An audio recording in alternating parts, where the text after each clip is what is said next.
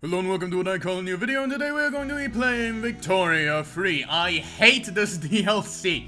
It's insane. How can someone beat this shit? Okay, so we got a lot of new mechanics, one of which is power blocks, but one of which is also the great game, which is locked behind that. Why? I don't get it. Why is it locked behind this? I don't goddamn know. Never goddamn mind though. We're just not gonna do the fucking scenario, because if you play the great game scenario, you actually can't play as any other nation other than the ones in the great game, which would significantly decrease our, pool of people we can use. They added no new game rules. They also added no new laws. Okay, they added a few. They added a few features, mostly flavor though. Russia has a lot more flavor for some fucking reason. But Great Britain, no flavor at all if you ignore the great game, which they for some reason didn't put into the main game. If you didn't like Vic Free before, you're gonna not like it now, because the general shitness of Victoria Free is still very much on point here. Basically, nothing was fixed, just some things were changed to be less historically accurate, because it, broke the game. They also just made this menu fucking worse for some reason. I don't know why. They just did. And no, I will not stop complaining this entire fucking video. We start with a power block, the new feature of this very DLC. We have the Zollverein, which is a power block all about a trade league. There are other power blocks in the world, most importantly the British Empire, which is a sovereign empire, which means it is all about subjugation, while ours is all about, economic collaboration. They also added investment into other nations and such things. They've added a lot of features in this very thing. They have, however, not, dealt with the actual problems of the game. Which is, the big thing. They've also added this very menu right here, which is a worse menu than in Victoria 2, which is somehow possible. So if you don't know what I'm currently doing, I am using basically all of my influence to go ahead and sway these people to join my very block. And if they join my block, they will, be in the trade league, and because we have all of these trading-based things, they will probably join our customs union as well, which are still technically in the game, but is very much harder to do without a power block. They have slightly changed the United States of America, giving them a little bit of flavor over here in Florida.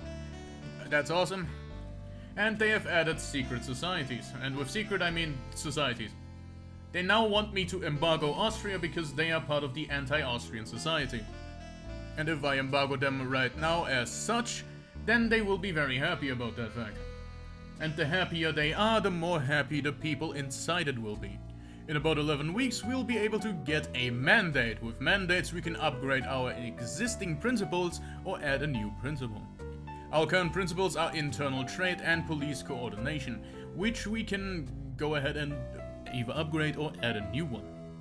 We got a lot of these, but I think I'm just going to go ahead and upgrade our internal trade, mostly because of love. So I went ahead and acquired myself a little bit of nationalism. That means I can now go ahead and be a candidate for nation formation. I lied, because I'm pretty sure you need pan-nationalism now. I don't particularly know why they changed it, but I do know that they did. So in this war, the Danish have landed over here, without me being ready.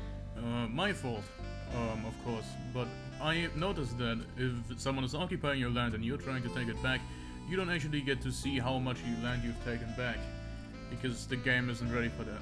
That's too much for the game, and frankly, fair enough. Also, they've added new subject interactions. For example, if I demand annex country from here, I can do that because of their low liberty desire. If I had a subject that was, not a puppet, for example, if I had Saxony as a protectorate, and if they had low liberty desire, I could lower their autonomy. Now, the reason I can't do this is because they will not accept. Generally, if you if you annex a subject, they will not be accepting that. But if they have low liberty desire, they will be accepting, for example, trying to lower their liberty. No, their autonomy. I can't speak. So I've been trying to get Hanover, the Netherlands, and Hamburg into the fold.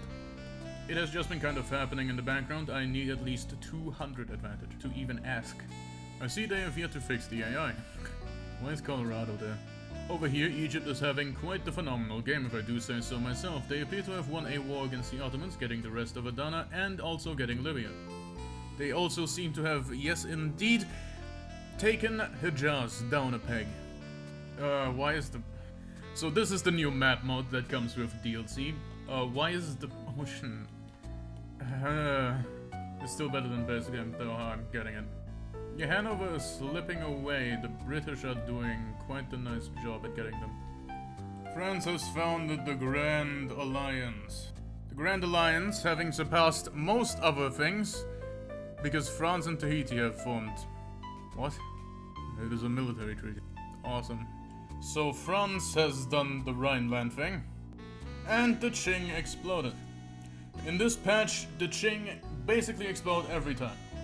What's also a very fun part about the Victoria game they call Vic 3, I have to sit here, waiting, having occupied 100% of their nation for them to accept defeat.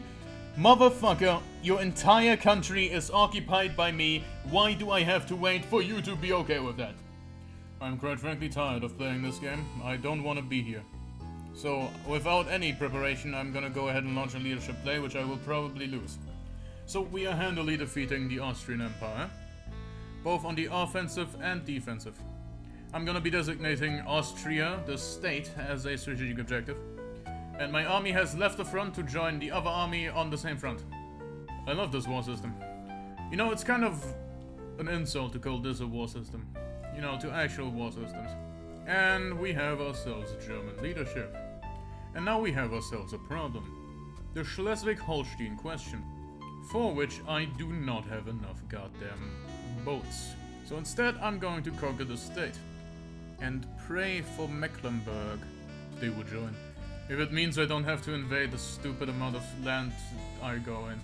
Now, the fact of the matter is that because of the way this stupid-ass game works, I have to go ahead and wait the entire truce out after taking Holstein, because Schleswig is still a thing. And I can't take Schleswig in this war. Because, you know, they're not in the fuck. I'm fucking sorry. France joined? Why? I can kill you. Anti-Russian society has just been found. And suddenly, no one can join. I'm gonna go ahead and get some conscripts going. 21. Just so I have more meat on the front line. That you truly love to see, so I'm holding off the French pretty nicely. Unfortunately, they are also over here. It's probably not a good idea to go in. We are holding quite nicely against the French, mostly because there's only a single tile right here. On the defense, we are doing quite nicely. Okay, now we are getting owned. I don't exactly know how we lost a defense, but somehow we did. You hate to see it. So, the very interesting thing about this very situation, right? I'm losing, and that's not because of the DLC, that's just because I'm shit. But I would be losing either way, with or without the DLC. The DLC itself doesn't actually change anything. It just kind of adds more and more on top of an already broken thing.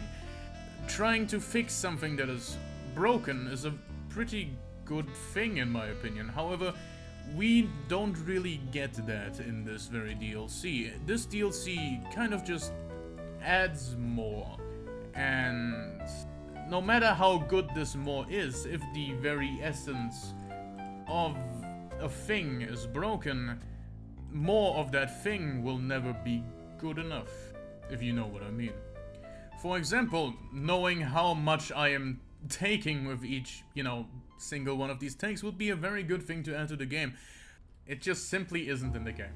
Every single broken thing that was broken before is still broken, and every single thing that worked before still works. There's just more things. We just need a DLC that fixes a bunch of that stuff instead of a DLC that stuffs more into a broken skeleton. We are giving the skeleton skin without having muscle on it. And frankly, I don't want the skin. I want muscle first, because skin is pretty fucking useless without muscle. So, I'll come back to this game when there's fucking muscle.